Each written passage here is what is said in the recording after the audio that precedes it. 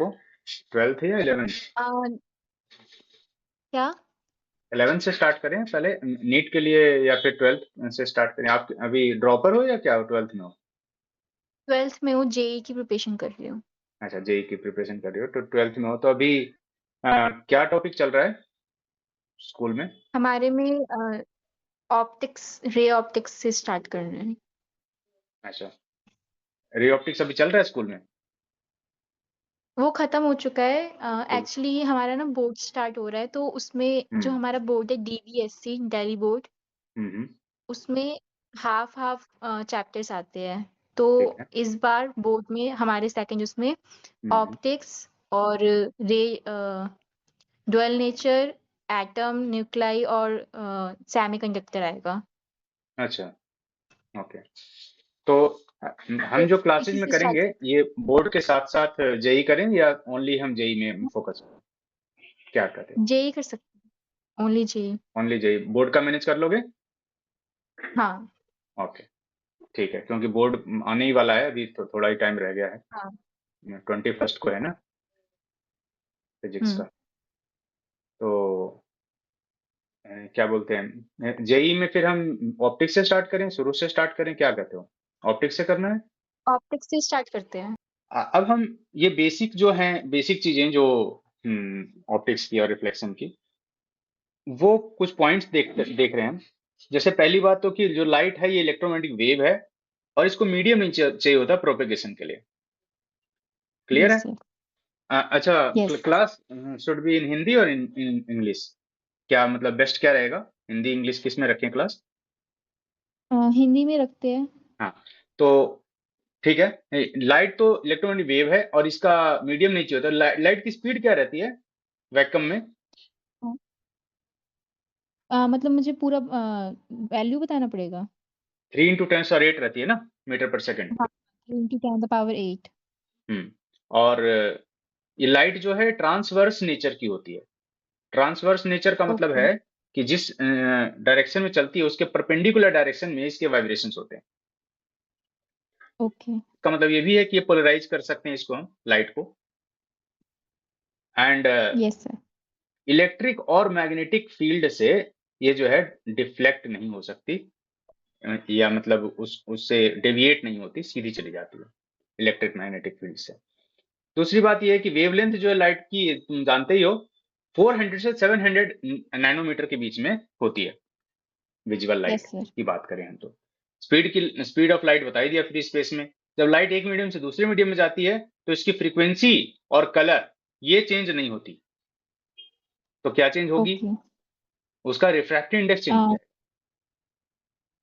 उसकी okay. Speed change हो जाएगी, वेलोसिटी चेंज हो जाएगी, बट फ्रीक्वेंसी और वेवलेंथ नहीं चेंज होगी। वेवलेंथ नहीं चेंज होने से कलर भी चेंज नहीं होगा। क्लियर है? ओके। विजिबिलिटी जो है किसी यस। ऑब्जेक्ट का, वो स्कैटरिंग की वजह से सारे डायरेक्शन में जब लाइट आती है, तो मतलब लाइट किसी भी पार्टिकल पे पड़ने के बाद वो चारों डायरेक्शन में फैल जाने के प्रोसेस को स्कैटरिंग कहते हैं। इसी वजह से हमें सारी चीजें दिखती हैं। तुम कहोगे कि लाइट डायरेक्ट नहीं भी आ रही है कहीं पे, कमरे में मतलब लाइट नहीं जला रखा हमने दिन में, तो भी हर चीज विजिबल है। क्यों? लाइट तो आ नहीं रही डायरेक्ट, कोई सनरे थोड़ी ना आ रही है रूम में, फिर भी सब कुछ विजिबल है। ऐसा क्यों? क्योंकि वो स्कैटरिंग के फिनोमिना पे बेस्ड है, कि लाइट जहां पे भी आ रही है, वो जब वहां पे टकराती है तो चारों डायरेक्शन में वो लाइट फैल जाती है। और क्योंकि वो चारों डायरेक्शन में फैल जाएगी, तो क्या होगा कि जहां पे डायरेक्ट लाइट नहीं भी पड़ रही है वो भी चीज विजिबल हो जाएगी। क्लियर है कि नहीं? Yes sir. तो इसको हम स्कैटरिंग बोलते हैं, स्कैटरिंग फिनोमिना। अब यहाँ पे हम जो पॉइंट्स देख रहे हैं ये बहुत इंपॉर्टेंट है। तो इसको यहाँ तक क्लियर हो गए सारे पॉइंट्स? Yes sir. इसके बाद हम देखते हैं कि substances which pass most of the light, incident light through them, are called transparent. मतलब सारी लाइट निकल जाती है ऑलमोस्ट, तो ट्रांसपेरेंट बोलते हैं। थोड़ी सी लाइट निकल पाती है तो उसको हम पार्शियल लाइट को क्या बोलेंगे, ट्रांसल्यूसेंट बोलते हैं। और जो लाइट को नहीं पास होने देती अपने थ्रू, उसको हम ओपेक बोलते हैं। ओपेक। Yes sir. जब लाइट रिफ्लेक्ट होती है सेम मीडियम में, और तो उसमें क्या होता है कि उसकी फ्रीक्वेंसी, स्पीड, वेवलेंथ, किसी में कोई फर्क नहीं पड़ता। तुम कहोगे अभी तो आपने बताया था कि दूसरे मीडियम में जाने पे फ्रीक्वेंसी और वेवलेंथ में फर्क नहीं पड़ता। हाँ, लेकिन स्पीड में फर्क यस पड़ सर। जाता था। लेकिन अभी जो है क्या पड़ रहा है, फ्रीक्वेंसी स्पीड वेवलेंथ किसी में भी फर्क नहीं पड़ रहा। क्लियर है? Okay. Yes sir. Frequency of light remains unchanged when it gets reflected और रिफ्रैक्टेड। रिफ्रैक्ट हो या रिफ्लेक्ट हो, किसी भी केस में फ्रीक्वेंसी चेंज नहीं होती। ठीक है ये बात? ओके। अब एक चीज बताओ मेरे को, अ, इनके आंसर्स मेरे को बताते जाओ। जो नहीं होगा वो हम डिस्कस करेंगे। इन क्वेश्चंस के आंसर्स बताते जाओ फटाफट से, नीचे जो है। ए पार्ट से स्टार्ट करो, इन द रे ऑप्टिक्स, यहाँ से। In ray optic the wavelength of light is dash than size of. Wavelength तो चेंज नहीं होती तो इक्वल ही होगा। In ray optics wavelength of light is dash than size of obstacles. इसका मतलब ये हुआ कि हमें ये पूछ रहा है कि वेवलेंथ लाइट की जो रे ऑप्टिक्स में, वो बड़ी होती है या छोटी होती है ऑब्स्टेकल के साइज से। तो ये ये चीज नोट डाउन कर ऑब्स्टिकल लो। क्या होता है? बहुत छोटी होती है, मच स्मॉलर। ऑब्स्टेकल, अच्छा ओके ऑब्स्टेकल सर। मतलब रास्ते में जो कोई रुकावट आती है, जो कोई अच्छा। कोई ऑब्जेक्ट आ गया रास्ते में, तो लाइट जब उस पे पड़ रही है, तो जो उस पार्टिकल का जो साइज है, मान लो रेन ड्रॉप आ यस गई सर। रास्ते में, या कोई डस्ट पार्टिकल आ गया, तो डस्ट पार्टिकल का साइज या रेन ड्रॉप का साइज, उसकी साइज से जो वेवलेंथ होती है लाइट की, वो मच स्मॉलर रहती है। क्योंकि वेवलेंथ तो नैनोमीटर में होती है। इतना छोटा पार्टिकल थोड़ी ना रहता है। पार्टिकल तो मिलीमीटर में होगा या सेंटीमीटर में होगा उसकी साइज, है कि नहीं? पार्टिकल का यस साइज सर। नैनोमीटर में तो नहीं होगा। नैनोमीटर वाले पार्ट तो दिखेगा ही नहीं फिर। तो डस्ट पार्टिकल हो या रेन ड्रॉप हो, ये सब दिखते तो हैं हमको, ऐसा तो नहीं है कि नहीं दिखते। तो इसीलिए फिर हम क्या बोलेंगे, वेवलेंथ बहुत छोटी होती है, साइज ऑफ पार्टिकल जो है वो ज्यादा बड़ा होता है। तो क्लियर हो गया ये first point. Okay. Yes sir. इसके बाद सेकंड पॉइंट कर रहा है, in the wave optics the wavelength of the light is then size of obstacle. अब वेव ऑप्टिक्स में क्या होता है, वो कंपेरेबल होता है। Comparable okay. मतलब लगभग इक्वल साइज का होता है वेव ऑप्टिक्स में। Okay sir.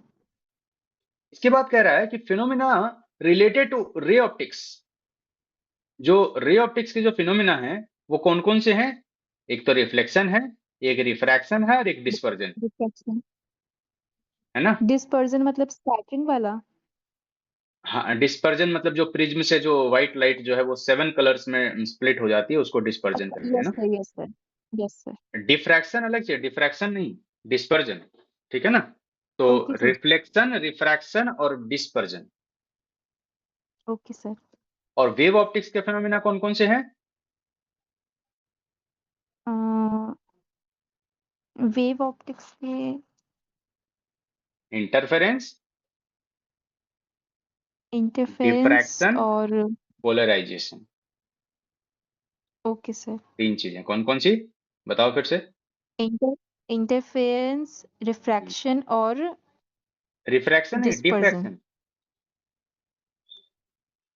Interference, diffraction. And polarisation.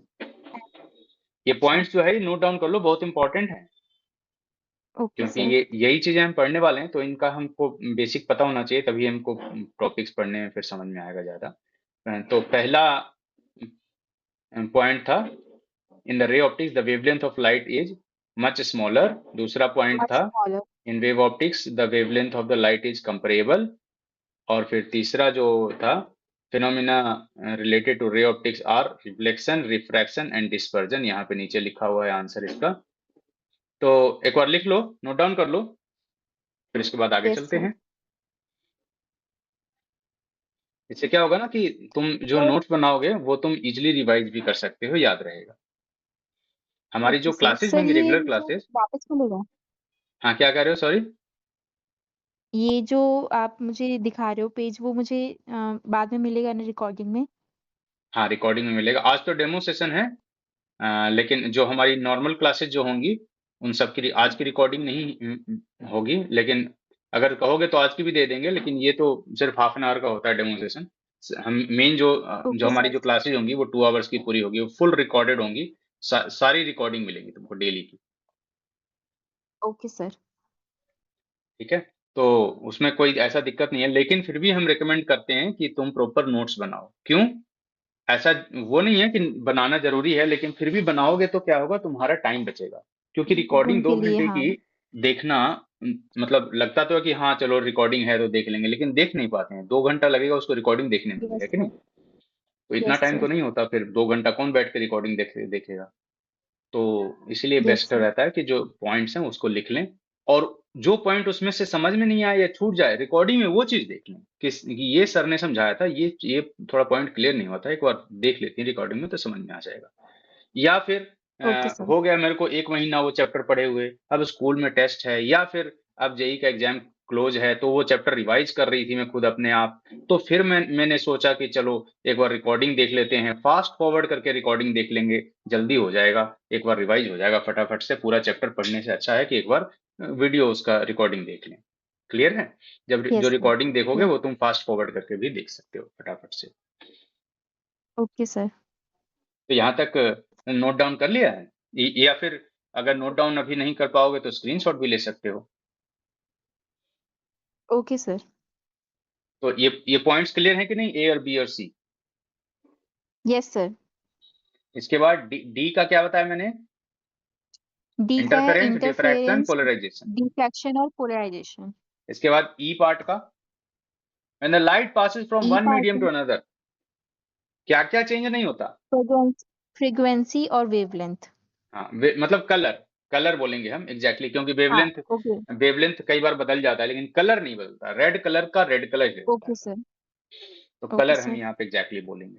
अच्छा, और विजिबिलिटी ऑफ फ्रीक्वेंसी ऑब्जेक्ट और from all colour. Direction is due to, किस किस प्रॉपर्टी की वजह से? अभी हमने बताया था तुमको, स्कैटरिंग। स्कैटरिंग ऑफ लाइट, बिल्कुल सही है। स्कैटरिंग की वजह से जहां पे लाइट नहीं भी आ रही होती वो भी चीज हमको विजिबल होती है। Yes sir. Substances which pass most of the light through them are called, transparent. partial light are called, trans वो translucent. translucent, very good, and और pass थर्ड का no light, ओपेक।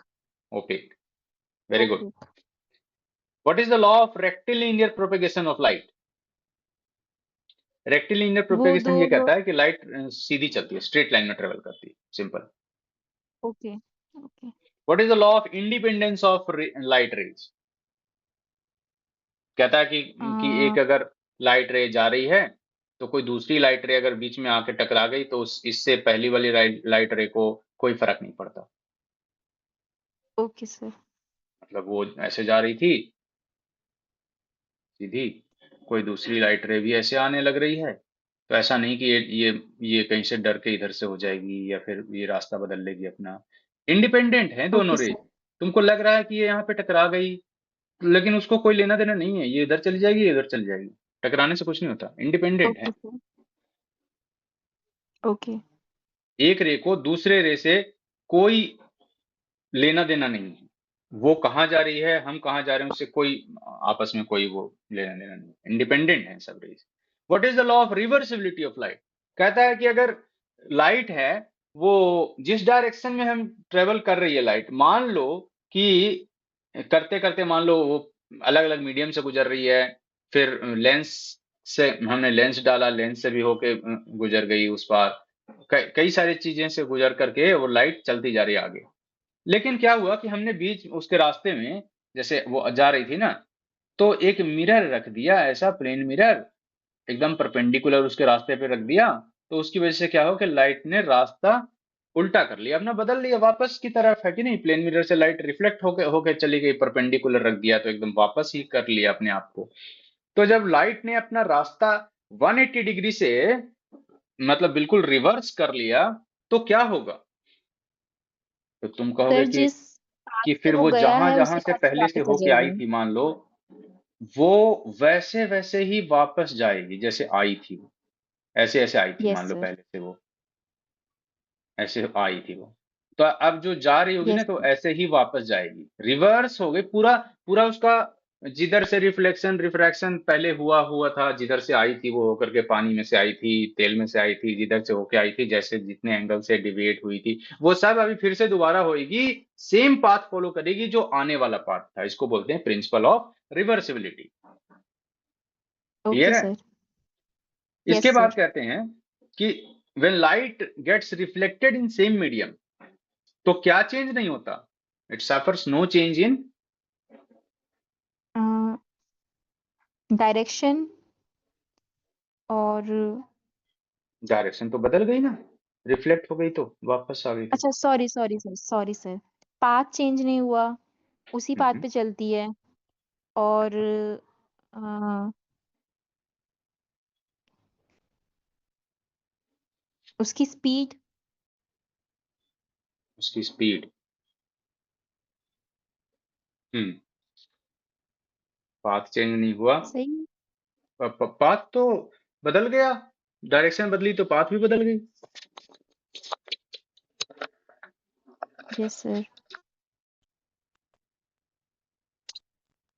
क्या नहीं बदला? अभी बताया था ना। बोलो, हम्म, क्या क्या नहीं बदला? अ,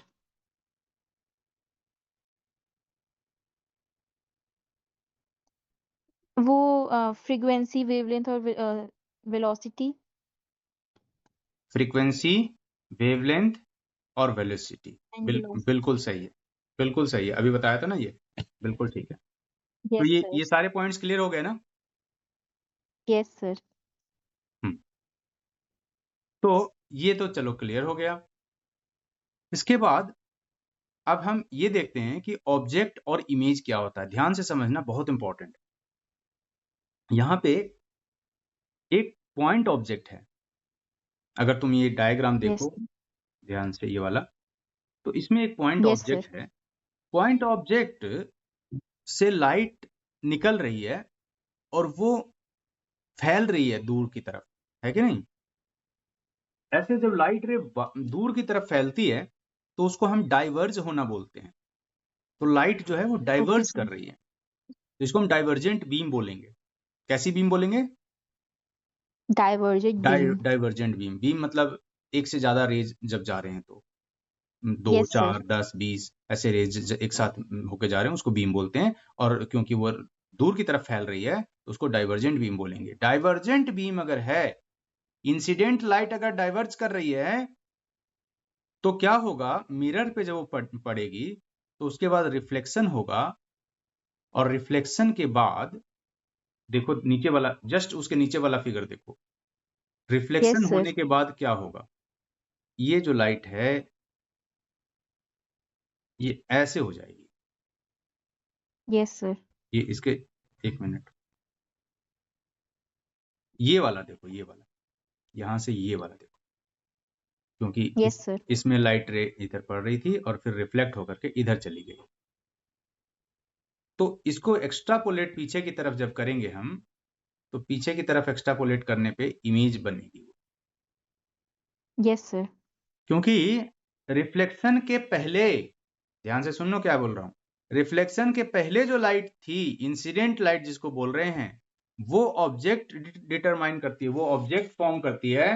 और रिफ्लेक्शन के बाद, यानी रिफ्लेक्शन हो या रिफ्रैक्शन हो, जो भी चीज हो रही है यहाँ पे, उस प्रोसेस के बाद जो लाइट रे निकली है, वो निकलती हुई लाइट रेज आपस में जहां पे भी मिलेंगी, that will constitute the image. वो इमेज फॉर्म करेगा। Okay sir. Okay sir.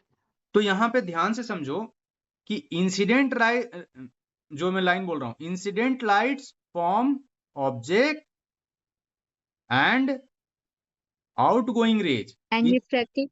हाँ, आउटगोइंग, रिफ्लेक्टेड या रिफ्रैक्टेड जो भी हो, outgoing rays okay sir. Form क्या? इमेज। इमेज। तो जो इंसिडेंट लाइट थी, इनकमिंग जो रेज थी, वो ऑब्जेक्ट फॉर्म कर रही है। तो इनकमिंग रेज दो तरह की हो सकती है। एक तो इनकमिंग रेज डाइवर्जेंट हो सकती है। So yes sir. Divergent incoming rays form real object, convergent incoming rays form virtual object. Virtual object. Incoming rays दो तरह की हुई।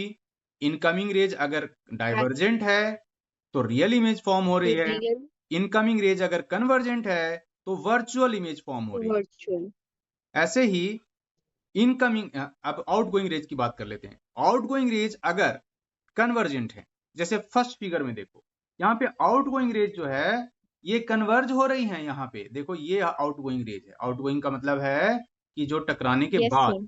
टकराने के बाद जो हुआ तो वो कन्वर्ज कर रही थी। तो आउटगोइंग रेज जब कन्वर्जेंट है तो वो रियल इमेज फॉर्म करेंगी। और आउटगोइंग रेज अगर डाइवर्जेंट है, जैसे सेकंड वाले नीचे वाले डायग्राम में देखो, राइट साइड वाले में आउटगोइंग रेज यहाँ पे यस डाइवर्ज सर। कर रही हैं, तो डाइवर्जेंट आउटगोइंग रेज जो है वो वर्चुअल इमेज फॉर्म करेगी। तो चार चीजें क्लियर हो गई यहाँ पे। चारों ऑप्शंस बताओ क्या क्या हो सकती हैं। सर अगर डाइवर्जिंग बीम इंसिडेंट रे है तो रियल ऑब्जेक्ट बनेगा। बिल्कुल। अगर कन्वर्जेंट बीम है तो वर्चुअल ऑब्जेक्ट बनेगा। अगर divergent beam out reflected ray है हम्म। तो रियल बनेगा डाइवर्जेंट बीम इमेज। अगर रिफ्लेक्टेड है तो रियल बनेगा, ये कहाँ है? No sir, no sir. Divergent beam अगर रिफ्लेक्टेड है तो हम्म। वर्चुअल इमेज बनेगा। हम्म। और अगर कन्वर्जेंट है तो रियल इमेज बनेगा। बिल्कुल। तो ये चारों सिचुएशंस क्लियर हो गए हैं ना? Yes sir. ठीक है। इसके बाद हम नेक्स्ट पे जाते हैं। लॉ ऑफ रिफ्लेक्शन हमने ऑलरेडी पढ़ रखा है। Law of yes reflection sir. के बाद अगर हम देखें तो लॉ ऑफ रिफ्लेक्शन में एक बात ध्यान से देखो कि ये जो लॉ ऑफ रिफ्लेक्शन है, आई इक्वल टू आर वाला, सेकंड वाला जो है और फर्स्ट वाला भी, दोनों ही ये सबके लिए वैलिड है। Not only for the plane surfaces, this is also valid for curved surfaces. यहाँ पे सबसे नीचे वाले डायग्राम में देखो, यहाँ पे कर्व्ड सर्फेस है, इसमें भी हम आई इक्वल टू आर लगा पा रहे हैं। और इसमें भी हम यस जो सर। इंसिडेंट रे और रिफ्लेक्टेड रे और नॉर्मल हैं ये सेम प्लेन में हैं, तो ये दोनों लॉज जो हैं इसमें अप्लाई हो रहे हैं रिफ्लेक्शन के। Yes sir. अब दो चीजें यहाँ पे ध्यान से देखो, दो चीजें बहुत इंपॉर्टेंट हैं जो कि बार बार यूज होंगी। एक का नाम है नॉर्मल इंसिडेंस, एक का नाम है ग्रेजिंग इंसिडेंस। कई बार यूज करेंगे ये वर्ड्स हम क्वेश्चंस में, न्यूमेरिकल क्वेश्चन आएगा उसमें नॉर्मल इंसिडेंस। नॉर्मल इंसिडेंस का क्या मतलब? नॉर्मल इंसिडेंस का मतलब जो जो सरफेस के जो नॉर्मल है, जो नॉर्मल हम ड्रॉ करते हैं, उसी नॉर्मल के अलोंग ही लाइट रे आ रही है।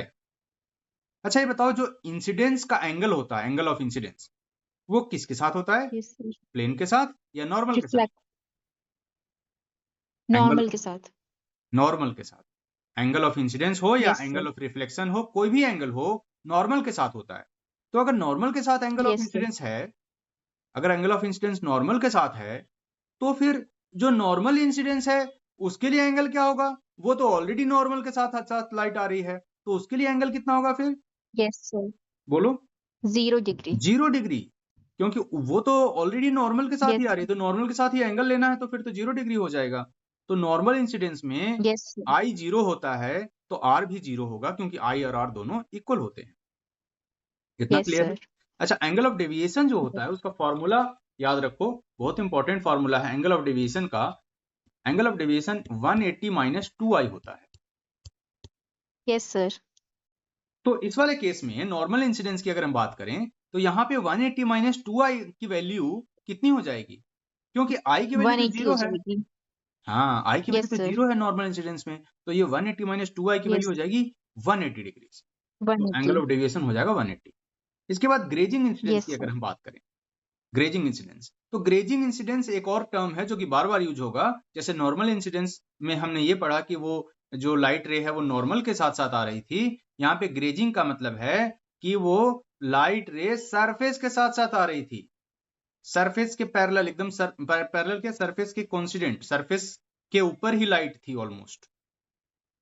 Okay sir. ग्रेज करना, जैसे गाय जो है वो घास चरती है तो वो सरफेस के यस पैरेलल सर। ही यस। चरती होगी ना, वो परपेंडिकुलर तो नहीं हवा में तो उड़ के नहीं चरेगी ना। खेत चढ़ती जाती है गाय, No, sir. आगे आगे बढ़ती जाती है, मतलब सरफेस के बिल्कुल छू करके जा रही है वो गाय, चल रही है घास को। तो ऐसे ही लाइट भी अगर सरफेस को छू के चल रही है, सरफेस के साथ साथ चल रही है, उसको हम ग्रेजिंग बोलते हैं। तो ग्रेजिंग इंसिडेंस Yes, sir. मतलब, ग्रेजिंग इंसिडेंस का मतलब हुआ कि लाइट रे जो इनकमिंग वाली जो इंसिडेंट जो लाइट रे है वो सरफेस के पैरेलल आई थी। और ग्रेजिंग इमरजेंस का मतलब, अगर कहीं पे ये वर्ड यूज हुआ है ग्रेजिंग इमरजेंस, ग्रेजिंग इमरजेंस का मतलब होता है कि जो लाइट रे है वो सरफेस के पैरेलल निकली है, जो आउटगोइंग जो रे है वो सरफेस के पैरेलल है। क्लियर है दोनों बात? Yes, sir. ग्रेजिंग इंसिडेंस और ग्रेजिंग इमरजेंस। तुम कहोगे sir grazing Yes, sir. Incidence होगा तो यहाँ पे तो ग्रेजिंग इमरजेंस भी होगा। हाँ बिल्कुल सही बात है, क्योंकि आई अगर 90 होगा, देखो पैरेलल अगर सरफेस के है तो नॉर्मल से एंगल लेंगे, तो नॉर्मल से एंगल तो 90 डिग्री हो जाएगा ना। तो angle of Yes, incidence, sir. अगर हम ग्रेजिंग इंसिडेंस की बात करें तो एंगल ऑफ इंसिडेंस कितना होगा उस केस में? 90. 90 डिग्रीज। तो अगर 90 डिग्रीज का Yes, sir. एंगल है ग्रेजिंग इंसिडेंस के केस में, तो यही ग्रेजिंग इमरजेंस भी देगा, क्योंकि एंगल ऑफ रिफ्लेक्शन भी तो 90 डिग्री है, क्योंकि वो आई और आर Yes, दोनों sir. इक्वल हैं। तो ग्रेजिंग इमरजेंस भी हो गया ये। और इस केस में डेल्टा निकालेंगे तो कितना आ जाएगा? 0. 0, बिल्कुल। इस केस में एंगल 0 आ जाएगा, क्योंकि 180 माइनस 2i और i की वैल्यू 90 है, तो 0। Yes, sir. 0 भी बोलते हैं या 360 भी बोल देते हैं, क्योंकि वो 1 टर्न अगर हम कंप्लीट कर लें तो उसको भी हम 0 ही बोलते हैं। एक पूरा हम Ye- क्वाड्रेंट कवर कर लें, चारों क्वाड्रेंट्स, तो 360 डिग्री एंगल होता है, तो 0 या 360, खैर 0 हम यूज करेंगे ज्यादा, Ye- तो 0 डिग्री इसमें डेविएशन होता है। तो यहां तक सारे क्लियर हैं पॉइंट्स? Yes, sir. समझ में आ रहा है ना? Yes, sir. ठीक है, तो हम क्या करते हैं अभी, क्योंकि कई सारी चीजें हैं जो कि हमको करनी है, लेकिन उससे पहले हम इसका एक कॉन्सेप्ट एप्लीकेशन करके देखते हैं, मतलब न्यूमेरिकल सोल्व करके देखते हैं कि कैसे इस पे हमें न्यूमेरिकल्स आएंगे और कैसे हमको सोल्व करना। ठीक है, क्योंकि हम और कॉन्सेप्ट्स पढ़ेंगे, लेकिन अभी क्लास क्योंकि आज छोटा सा ही है, डेमो सेशन है, अगली क्लास पे हम फुल सेशन जब रखेंगे तो उसमें काफी सारी चीजें कवर होंगी एक ही क्लास में अच्छा खासा प्रोग्रेस हो जाएगा सिलेबस का। लेकिन अभी हम देखते हैं कि क्वेश्चंस कैसे करने हैं। थ्योरी जो अभी तक हमने कॉन्सेप्ट्स बताए हैं वो सारी चीजें क्लियर है कि उसमें कोई डाउट है? No, sir. सब clear है. Okay, very good. तो यहाँ पे अब देखो, ध्यान से देखो क्वेश्चन को, मैं करके दिखाता हूँ कैसे करना है। तो पहले देखो, दो प्लेन मिरर्स हैं, concept application 1 at the bottom, सबसे नीचे। तो Yes, sir. क्या लिखा है? Two plane mirrors are combined to each other such that one is in YZ plane and other is in XZ plane. The ray of light along the vector 1/√3 common अगर ले लें, I plus J plus K is incident on the first mirror, पहले mirror पे। यहाँ पे दो mirrors की बात हो रही है जो कि एक दूसरे के परपेंडिकुलर है। तो फर्स्ट मिरर पे ये लाइट इंसिडेंट होती है। Find the unit vector in the direction of emergence ray after successive reflections through the mirrors. कह रहा है कि पहले मिरर पे जो इंसिडेंट हुई थी वहां से रिफ्लेक्ट हो करके दूसरे मिरर पे गई होगी लाइट, और फिर वहां से भी रिफ्लेक्ट हो करके जो फाइनल इमर्जेंट रे है उसका हमें क्या चाहिए? यूनिट वेक्टर चाहिए। और जो बीच में भी जो आई थी, जो फर्स्ट मिरर से भी रिफ्लेक्ट हुई थी, उसका भी यूनिट वेक्टर चाहिए, दोनों का यूनिट वेक्टर चाहिए। क्लियर है यहां तक? Yes, sir. तो इसमें हमें जो सोल्विंग टिप्स है, हम क्या करेंगे जब भी हम कॉन्सेप्ट एप्लीकेशन करेंगे, उसमें कोई भी नया कॉन्सेप्ट यूज होगा तो उसको हम बहुत ही ध्यान से समझेंगे और उसको हम नोट डाउन भी कर लेंगे, जिसको Okay, हम sir. येलो बैकग्राउंड में यहाँ पे हमने अपने उसमें दिखाया हुआ है। जो ये हमारी लाइव क्लास के जो नोट्स होंगे, ये हमने इसको, क्योंकि ये बहुत ज्यादा इंपॉर्टेंट होंगे क्वेश्चन सोल्व करने के लिए, जिसको तुमको याद रखना ही होगा, तो इसीलिए इसको हम अलग से हाईलाइट करके लिखा हुआ है, Chandan sir problem solving tips Okay, करके। तो इसको तुमको नोट डाउन हर बार करते रहना है साथ साथ। ठीक है, तो ये दोनों okay, sir. पॉइंट्स एक बार नोट डाउन कर लो, मैं साथ साथ समझा भी रहा हूँ। कह रहा है तुम नोट डाउन करते जाओ। जब incident unit vector is given in terms of IJK, जब ऐसा गिवन है, then only the component normal to the surface gets reverse in the direction. कह रहा है कि जो कंपोनेंट I या फिर J या फिर K, जो कंपोनेंट सरफेस के नॉर्मल होगा वही पलटेगा वही डायरेक्शन चेंज करेगा, बाकियों का डायरेक्शन चेंज नहीं होगा, बाकी कंपोनेंट्स का वो अनचेंज रहेंगे। जैसे में XY प्लेन अगर मिरर है, XY प्लेन मिरर की तरह काम कर रहा है, तो Z एक्सिस यानी K कैप वो उस मिरर का नॉर्मल है, तो K कैप वाला कंपोनेंट रिवर्स हो जाएगा डायरेक्शन में, और जो I और J है उनके डायरेक्शंस रिवर्स नहीं होंगे। यहां तक सही है कि नहीं? Okay sir, yes sir. ऐसे ही अगर YZ प्लेन का मिरर है तो इसमें क्या होगा? YZ प्लेन का मिरर है एक्स तो का जो, हाँ, यस सर, एक्स एक्स का वाला जो यानी है आई वो कैप, चेंज नहीं होगा। आई कैप वाला चेंज हो जाएगा, और जे कैप और के कैप चेंज नहीं होगा, है ना? Yes sir. तो यहाँ पे अगर हम देखें तो पहला जो मिरर था वो कौन सा था?